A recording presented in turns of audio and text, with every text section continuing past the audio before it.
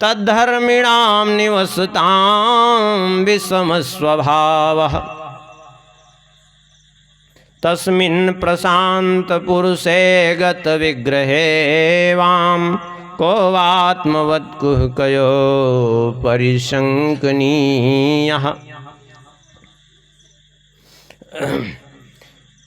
सनकादिकों ने कहा, तुम लोग भगवत सेवा के प्रभाव से इस परम धाम में आ तो गए, लेकिन अभी तुम्हारे अंदर विषमता भरी हुई है, समत्व नहीं आया है, इसलिए जाओ उस अधम योनि को प्राप्त हो जाओ जहाँ काम क्रोध लोभ ये तीनों शत्रु निवास करते हैं। ऐसे अधमाधम योनियों को चले जाओ तुम। वे सब जो है व्यथित हो गए, चौड़ों में गिर गए और क्षमा मांगने लगे। भगवान आए, भगवान ने बहुत कुछ यहाँ कहा है। सनकादिकों ने भगवान की स्तुति भी की और कहा, प्रभु हमारी एक ही इच्छा है, कामं भवः स्ववृजिनैर्निरये सुनस्तात् चेतो लिवद्य दुनते पदयोरमेत वाचश्च ते तुलसी वद्यदितेङ्घ्रिशोभाम् पूर्येत ते गुणगणैर्यदि कर्णरन्ध्रः। मैं चाहता हूँ, हम सब चाहते हैं कि हमारा मन रूपी भंवरा सदा आपके चरण रूपी कमल में ही बंद रहे, उससे कहीं कभी बिलग ही न हो। अब इन सब की व्याख्या बहुत करने का अवसर था, लेकिन समय बहुत निकल गया। अब उसको सबको प्रणाम करके आगे ही बढ़ेंगे। अब व्याख्या नहीं करेंगे क्योंकि काफ़ी समय जो है फिर व्याख्या में लगेगा। कथा वैसे भी पीछे होती जा रही है, क्योंकि कम से कम 1 घंटा समय तो अब तक में बर्बाद हुआ आज का, इसलिए व्याख्या कुछ नहीं करेंगे। भगवान ने बहुत कुछ कहा है यहाँ और वो अत्यंत मार्मिक उपदेश है, लेकिन अब उसको भी प्रणाम करके ही आगे बढ़ेंगे, क्योंकि उपदेश का कोई प्रभाव नहीं। जिसके जीवन में उसको उपदेश देने का कोई अर्थ नहीं, सीधी बात है। हिरण्यकशिपु हिरण्याक्ष का जन्म हुआ, परिणाम ये हुआ कि दोनों ही संध्या काल में गर्भाधान होने के कारण वे असुरियों प्राप्त हुई उनको, और स्वभाव से वो हुए। बाद में तपस्या करके शक्तियाँ प्राप्त की। हिरण्याक्ष ने ले जा करके पृथ्वी को रसातल में छुपाया, और उस समय भगवान ने 12 रूप धारण करके पृथ्वी को निकाला और उस हिरण्याक्ष का वध किया। यह है हिरण्याक्ष वध की कथा। फिर ब्रह्मा जी ने अनेक प्रकार से सृष्टि की, उस सब का यहाँ वर्णन किया है, और तमाम प्रकार से सृष्टि की है।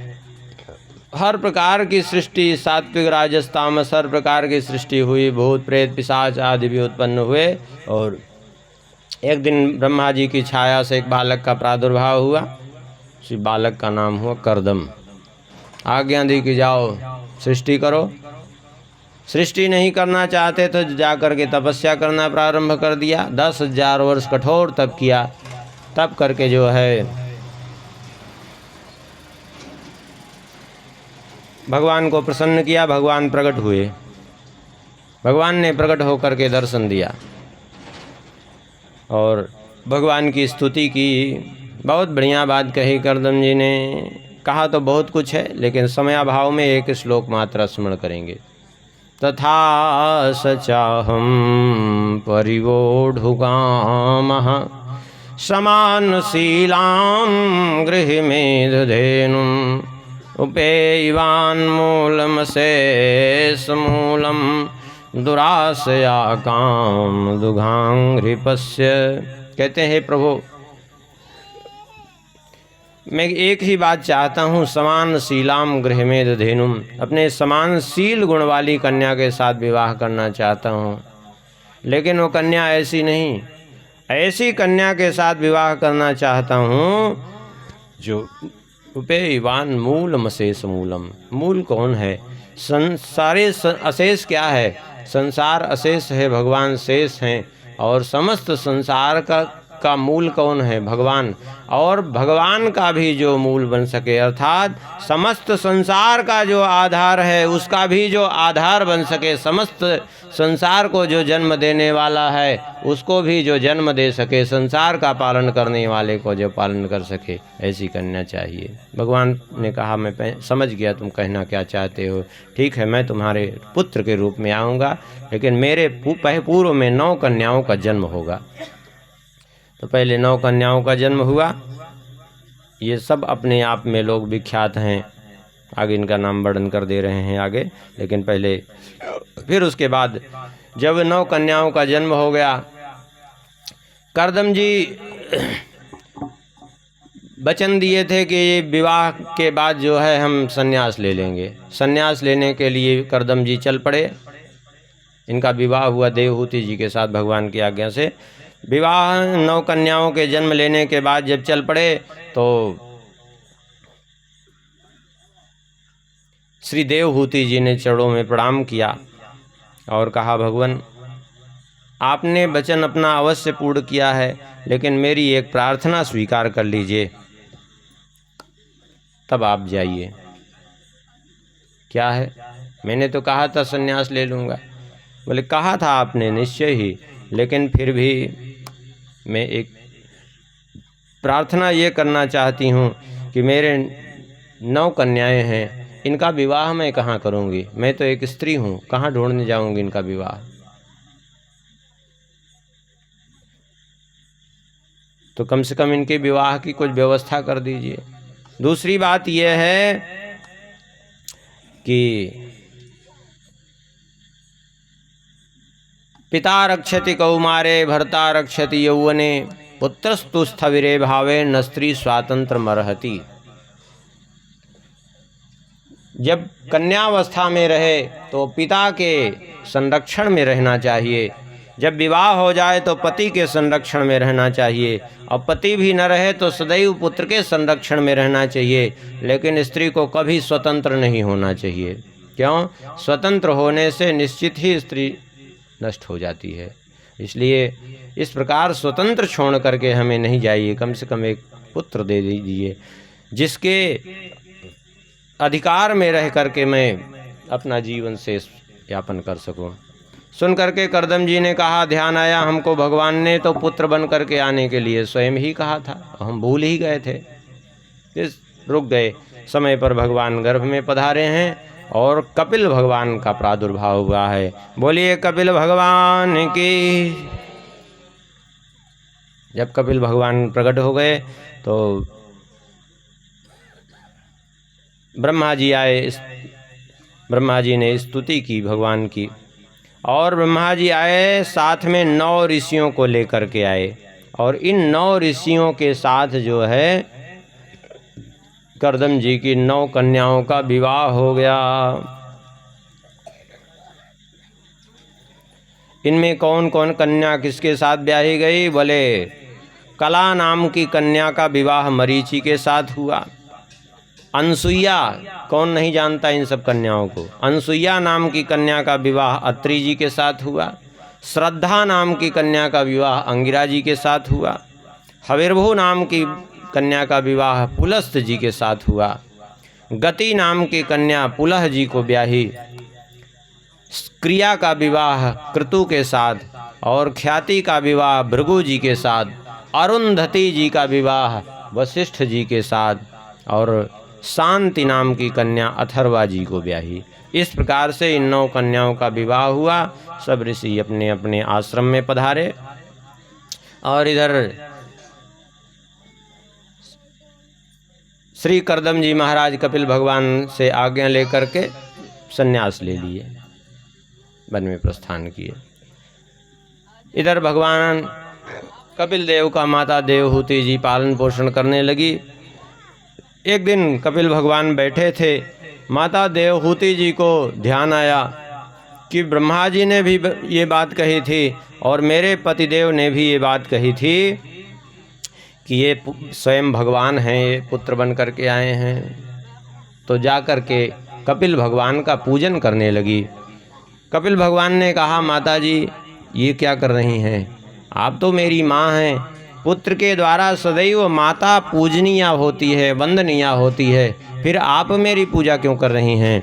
सुन करके माता का देवहूति जी ने कहा, हे प्रभु, निर्विण्णा नितराम राजन सदिन्द्रिय तर्षणात् एन संभाव्यमानेन प्रपन्नांधम तमः प्रभो। हे प्रभु, अब इंद्रियों की लालसाओं से मैं सर्वथा ऊब गई हूँ, मैं इनसे पार होना चाहती हूँ, इसलिए आज मैं आपकी शरण में आई हूँ। आज आपके सामने आपकी माँ बन करके नहीं, बल्कि आपकी शरणागता बन करके आई हूँ। तम त्वागताहं शरणं शरण्यं स्वभृत्य संसारतरो कुठारं जिज्ञासयाहं प्रकृते पुरुषस्य नमामि सद्धर्मविदां वरिष्ठम। मैं आपकी शरण में आई हूँ, आप ऐसा हमें उपदेश दीजिए कि हमें प्रकृति और पुरुष का बोध हो जाए और इस संसार से, जिससे मैं मुक्त हो जाऊं। भगवान ने कहा, माता जी पहले ये तो विचार करिए कि आखिर बंधन होता किसका है, तब तो मुक्ति समझ में आएगी। बंधन किसका है? क्या यह शरीर का बंधन होता है? नहीं। यदि शरीर का बंधन होता तो शरीर छूटते ही जीव मुक्त हो जाता। अब आत्मा का बंधन होता ही नहीं, क्योंकि नैनम छिन्दन्ति शस्त्राणि नैनम दहति पावकः ना चैनम क्लेदयन्तापो ना शोषयति मारुतः। आत्मा को न कोई छेद सकता है, न काट सकता है, न जला सकता है, न बांध सकता है, न सुखा सकता है। तो फिर बंधन किसका है? भगवान ने कहा, चेता खल्वस्य बंधाय मुक्तये चात्मनो मतम। ये चित्त ही, ये मन ही बंधन मोक्ष का कारण है। मन एव मनुष्याणाम कारणम बंध मोक्षयो। ये मन ही मनुष्य के बंधन और मोक्ष का कारण है। सच्चाई यही है। यही मन भगवान में लग जाए तो जीव को मुक्त कर देगा, यही संसार में लग जाए तो बांध देगा।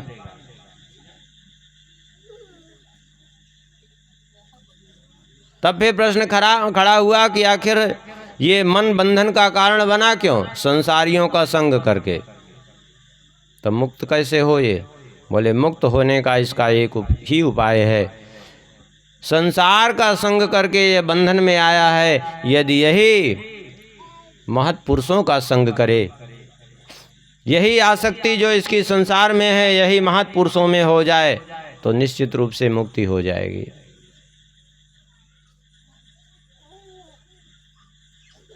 तब कहेंगे महत्पुरुष, ये संत कहते किसको हैं? क्या इसे हमारे जैसे वेश बना लेने को? नहीं। पहले फिर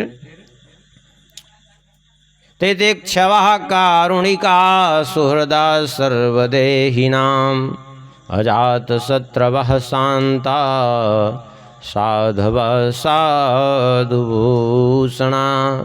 तितिक्षवः अर्थात सहनशील, जीव मात्र के प्रति करुणा जिनके हृदय में, जीव मात्र के हितैषी, जिनका कोई शत्रु ही नहीं है, शांत हैं, ऐसे साधवः साधुभूषणा, ऐसे संत महापुरुष जो भगवान के ही आश्रय में रहते हैं, भगवान के भाव में डूबे हुए भगवान की भक्ति करते हैं, भगवान के लिए ही जिन्होंने सब कुछ त्याग दिया है। कहते हैं ऐसे लोगों का संग करे तो ये संसार से मुक्त भी हो जाएगा। क्यों? उनके संग से क्यों हो जाएगा? कहते हैं इसलिए कि सतान प्रसंगान मम वीर्य संविदो भवन्ति हृतकर्ण रसायना कथा तज्जोषणादा स्वपवर्गवर्त्मनि श्रद्धारतिर्भक्तिरनुक्रमिष्यति। संतों के संग से भगवान की कथा सुनने को मिलेगी, और जो कथा सुनने को मिलेगी तो अंदर जा कर के कानों में रसायन का काम करेगी और सारे भवरोग को समाप्त कर देगी। और जब हृदय में भक्ति आएगी तो भक्ति के प्रभाव से वैराग्य और ज्ञान का प्रादुर्भाव होगा। भगवान से माता देवहूति जी कहती हैं आपकी भक्ति का स्वरूप क्या है? भगवान कहते हैं मेरी भक्ति का स्वरूप यह है कि वृत्ति का स्वाभाविक रूप से भगवान में लगना, इसी का नाम है भक्ति। और भक्ति बिना किसी हेतु के हो तो स्वाभाविक रूप से वो जीव को उसको जला करके भस्म कर देती है और स्वाभाविक रूप से जीव मुक्त हो जाता है। भगवान कहते हैं मेरे अतिरिक्त शरण लेने योग्य कोई नहीं है, क्योंकि मेरे भय से ही संपूर्ण सृष्टि का सृजन पालन संहार हो रहा है। मेरे भय से वायु बहती है, मेरे भय से सूर्य तपते हैं, मेरे भय से इंद्र वर्षा करते हैं, मेरे भय से अग्नि जलती है, मेरे भय से मृत्यु अपना कार्य करती है। सब कुछ मेरे भय से हो रहा है। जब स्वयं सब भयभीत हैं तो दूसरे को भय मुक्त कैसे करेंगे? इसलिए शरण में लेने योग्य एकमात्र भगवान है, दूसरा कोई भी नहीं है।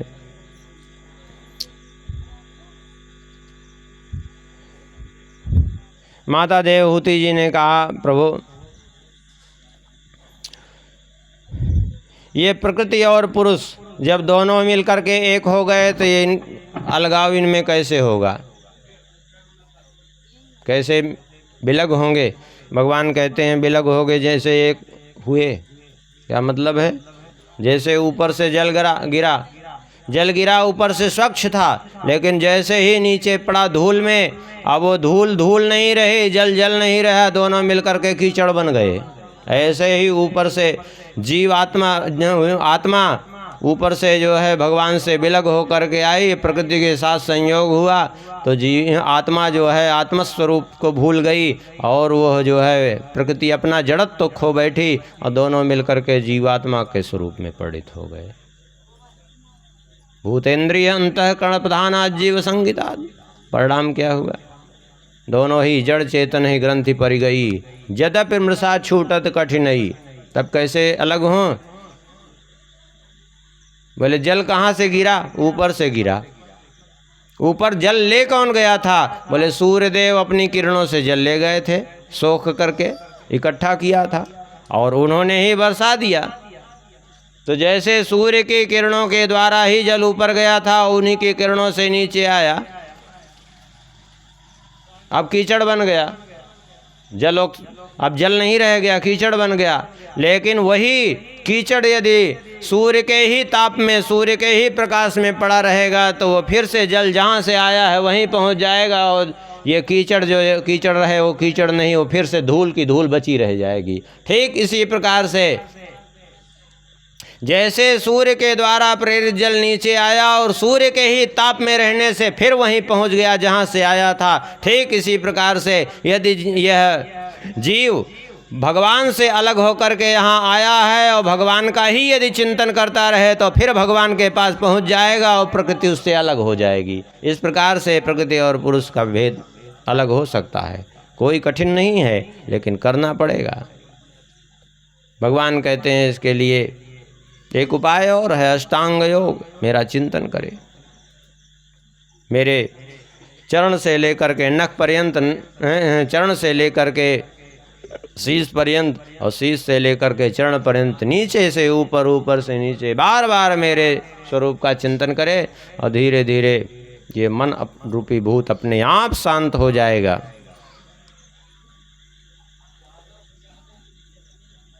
कहेंगे भगवान में तो मन लगता नहीं। मन भगवान में ही लगता है, अन्यत्र कहीं नहीं लगता। अन्यत्र लगता होता तो आज तक कहीं ना कहीं तो लगता, लेकिन नहीं लगा आज तक। इसका मतलब कहीं नहीं लगता, मन भगवान में ही लगता है और एक बार भगवान में लग जाए तो फिर हटता ही नहीं है।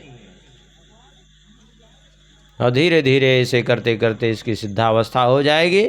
भगवान कहते हैं हे माता जी देखो,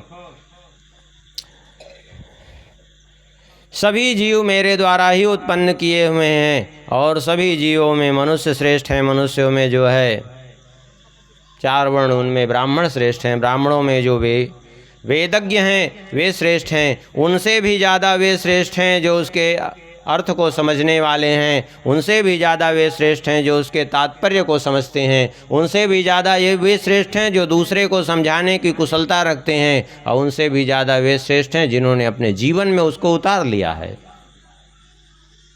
और मेरी भक्ति में लीन हो गए हैं। उनसे बढ़कर के दूसरा कोई श्रेष्ठ न पश्यामि परम भूतम मकर्तुः समदर्शनात्। उनसे बढ़कर के श्रेष्ठ दूसरा कोई नहीं है। भगवान कहते हैं माता जी देखो, ये जीव जन्म लेकर के संसार में आता है और यहीं विभिन्न प्रकार के संबंध जोड़ करके किसी को अपना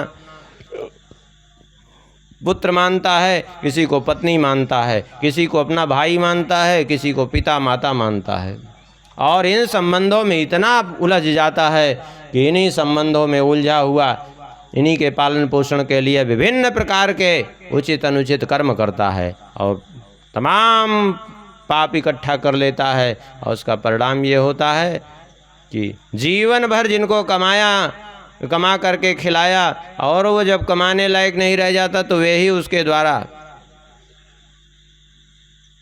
वही उन सबके द्वारा उपेक्षित होता है, फिर उसका तिरस्कार करते हैं। लेकिन विचित्रता तो यह है कि फिर भी उसको वैराग्य नहीं होता और आसक्ति बस वो मृत्यु को प्राप्त होता है। मरते दम तक उसकी आसक्ति नहीं जाती है और मर करके 99,000 योजन दक्षिण दिशा में यमलोक जाता है। वहाँ नरक की यातनाओं को भोग करके विभिन्न योनियों में जन्म लेता हुआ फिर से मनुष्य योनि को प्राप्त होता है। कर्मणा दैव नेत्रेण जंतुर्देहोपपत्तये स्त्रिया प्रविष्ट उदरम पुंसो रेतः कणाश्रया। कहते हैं जब मनुष्य गर्भ में प्रवेश करता है, पुरुष का आश्रय लेकर के गर्भ में आता है माता के, तो एक दिन में उसकी संज्ञा होती है कलल, 5 रात्रि में बुद्बुद, 10 रात्रि में वो बेर के आकार का हो जाता है और 1 महीने में उसके शीश निकल आते हैं।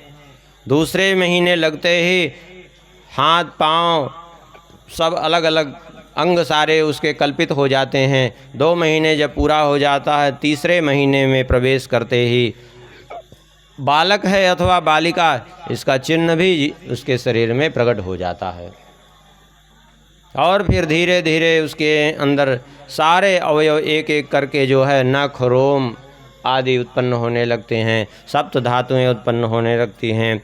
6वें महीने में प्रवेश करते उसको भूख का अनुभव होने लगता है और माता के द्वारा वो अंदर नाभि के नाल से बंधे होने के कारण उसका पोषण होता है और 7वें महीने में उसको भगवान के द्वारा प्रेरित होकर के बहुत से जन्मों का स्मरण आता है और वो व्यथित होकर के भगवान से प्रार्थना करता है, क्योंकि वो कष्ट भोगता रहता है। क्या कहता है? तस्योपसन्नमवितुं जगदीक्षयात् नानात्नोर्भुवि चलचरणारविन्दं सोऽहं व्रजामि शरणं यकुतो भयं मे एने दृशी गतिरदर्श्य सतोनुरूपा। कहता है प्रभु आपने जो मुझे ये गति प्रदान की है, जो मैं ये नरक की यातना भोग रहा हूँ, वैसे मैं सर्वथा इसके योग्य ही हूँ, लेकिन क्या करें प्रभु, मुझे बड़ी पीड़ा हो रही है। यहाँ देहन्य देह विवरे जठराग्निनाश्रिक बिन्मूत्र कूप पतितो भृष तप्त देहा, यहाँ इस मलमूत्र के अंधेरे कुएं में मैं पड़ा हुआ अपने महीने गिन रहा हूँ कि कब निकालेंगे। इतनी पीड़ा हो रही है और होती भी पीड़ा है। उस समय माता यदि थोड़ा भी तीखा खा लेती है, नमकीन खा लेती है, तो उसके सारे शरीर में जलन होती है, क्योंकि उसका शरीर इतना सुकोमल होता है उस समय कि कुछ भी सहन नहीं होता उससे। लेकिन पीड़ित होता है, कर तो कुछ सकता नहीं, गर्भ का कष्ट भोगता रहता है। भगवान से प्रार्थना करता है। भगवान कहते हैं अगर निकाल दें तो तुम करोगे क्या यहाँ से जाके? तो कहता है तस्मादहं विगत विकलव उद्धरिष्य आत्मानमासु तमसा सुहृदात्मनैव भूयो यथा व्यसन में तदनेकरंध्रम मामे भवेश धुप सादित विष्णुपाद। हे प्रभु, आप मेरा उद्धार करिए यहाँ से निकलने के बाद मामे भविष्य दुपसादित विष्णुपादा, केवल आपके चरण कमलों की उपासना करूँगा, बाकी कुछ नहीं करूँगा। यही मेरी प्रतिज्ञा है। ऐसा बार बार भगवान से प्रार्थना करता है। कौन प्रार्थना करता है? यहाँ बहुत बढ़िया बात, दोनों शुरुआत में भी और अंत में भी कहा 10 मास से स्तुवन ऋषि ही। उस समय उसकी संज्ञा होती है ऋषि की, क्योंकि उसका जीवन तपस्यामय होता है, उस बालक का जीवन, गर्भस्थ शिशु का जीवन, क्योंकि इतना कष्टमय जीवन होता है। और ऐसे गर्भस्थ शिशु की आज हत्या हो रही है, कितनी विचित्र बात है, जिसका कोई जो है प्रायश्चित्त नहीं है। आज कितने बड़े दुख की बात है कि घर घर गर्भ हत्या हो रही है। सही बात तो यह है कि किसी के यहाँ अन्न जल लेने लायक नहीं है आज।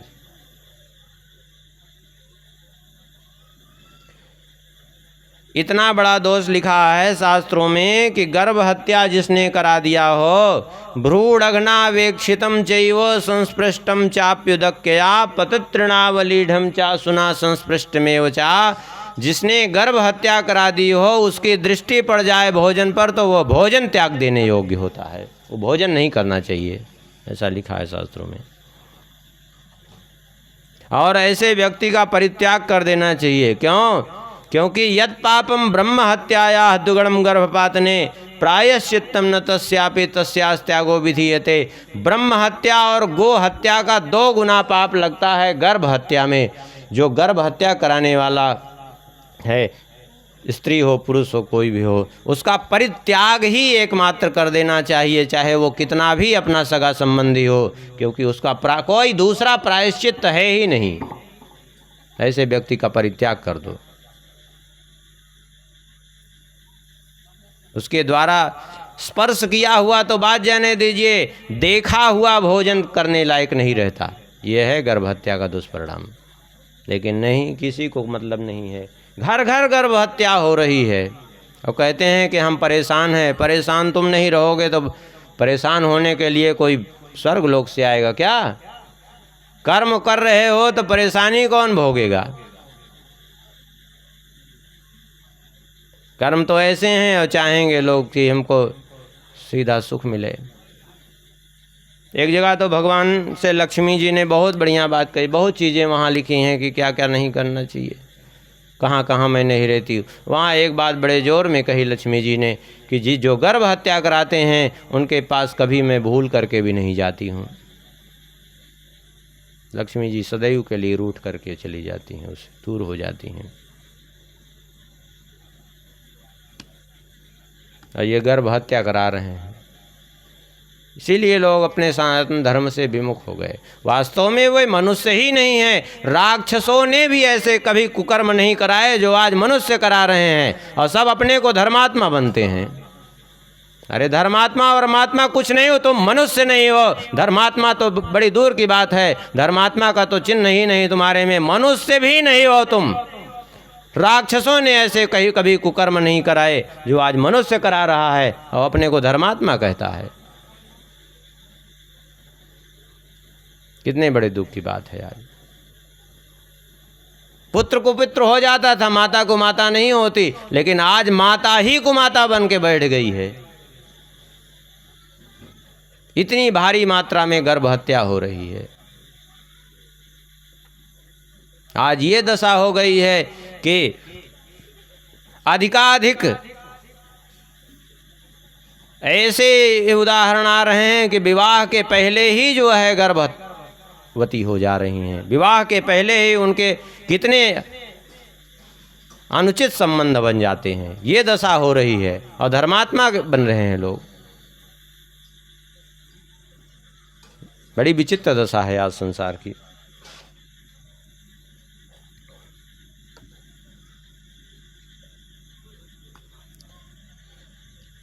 इस प्रकार 10वें महीने में जाकर के उसका जन्म होता है बालक का, और भगवान से कह के निकलता है कि मैं आपका भजन छोड़ बाकी कुछ नहीं करूँगा। और यहाँ आने के बाद परिणाम ये होता है कि भजन ही नहीं करता, बाकी सब कुछ करता है। क्यों? क्योंकि यहाँ आकर के कुसंग उसको ऐसा प्राप्त होता है। जिनके कुसंग में आकर के वो भी भटक जाता है और परिणाम उसका ठीक विपरीत होता है। इसलिए भगवान कहते हैं संगम न कुर्यात् प्रमदा सुजातु। ऐसे असत पुरुषों का संग कभी नहीं करना चाहिए। भगवान कहते हैं कि देखो, एक है निष्काम कर्म जिसको करके जीव स्वाभाविक रूप से भगवान के परम धाम का अधिकारी होता है। दूसरा है सकाम। सकाम कर्म करेगा तो चाहे जिस लोक में भी जाए लौट करके इस संसार में उसको आना ही पड़ेगा। यही नियम है। भगवान कहते हैं हे माता जी, मैंने ये जो आपको सुनाया इसको किसी दुष्ट दुराचारी दंभी को नहीं सुनाना चाहिए। जो इसके सुयोग्य हों, जो भक्त हृदय हों, उन्हीं को इसको सुनाना चाहिए, क्योंकि वे ही इसके उचित पात्र हैं। अन्यथा जो है इसको नहीं सुनाना चाहिए। माता देवहूति जी ने कहा प्रभु आपकी कृपा से मेरा जीवन धन्य हो गया। और भगवान माता का देवहूति जी से आज्ञा लेकर के वहाँ से प्रस्थान किए हैं। समुद्र के तट पर गए हैं और समुद्र ने उनको स्थान दिया। वहीं बैठ कर के भगवान तप में प्रवृत्त हो गए। आज भी भगवान वहाँ विराजे हैं। किस रूप में? कपिल देव। जहाँ गंगा जी जा कर के मिलती हैं। सारा तीर्थ बार बार गंगा सागर एक बार। ये कपिल भगवान का जो उपाख्यान है वास्तव में देखा जाए तो वहाँ गंगा सागर में जा कर के जीव का कल्याण होगा अथवा नहीं होगा, मुक्ति होगी कि नहीं होगी, लेकिन इस कपिलोपाख्यान को जीवन में यदि उतार ले तो जीव अवश्य इस भव सागर से मुक्त हो जाएगा। और यहीं इस कथा को विश्राम भी कर देते हैं। तृतीय स्कंद की कथा यहीं संपन्न होती है। यहाँ संक्षेप में कपिलोपाख्यान वर्णन किया गया है। विस्तार से सुनना हो तो बहुत इसमें कथाएं पड़ी हुई हैं, आप लोग सुन सकते हैं जिसकी श्रद्धा हो, और नहीं तो कोई फायदा नहीं है सुनने से। संसार में तो रहना ही है। गोविंद जय जय गोपाल जय जय।